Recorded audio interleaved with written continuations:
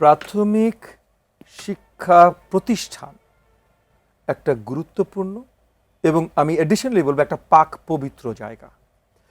এই প্রতিষ্ঠানের গুরুত্বটা সবার অনুভব করাটা প্রয়োজন।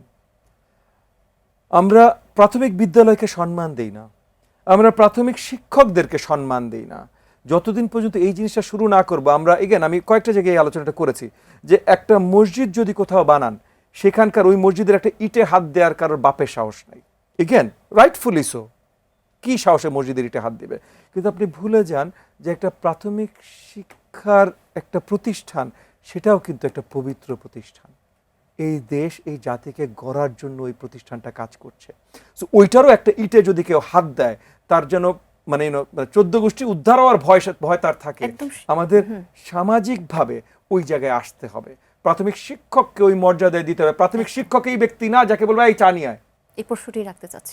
এইটা যতদিন পর্যন্ত আমরা ঠিক না করতে পারছি, আমার পার্সোনাল এজেন্ডা ভাই, মন্ত্রণালয় সব ভুলে যান, আমার পার্সোনাল এজেন্ডা এটা বাস্তবায়ন করার। বাকি তো অবভিয়াসলি আমাদের সরকারের এজেন্ডা এগুলো বাস্তবায়ন করা। আমার যদি শেষ একটা কথা বলতে হয়, আমার 18-20 কোটি বাংলাদেশের জনগণের কাছে আমার আহ্বান, আপনারা প্রাথমিক শিক্ষা প্রতিষ্ঠান এবং প্রাথমিক শিক্ষকদের প্লিজ মর্যাদা দেওয়া শুরু করেন।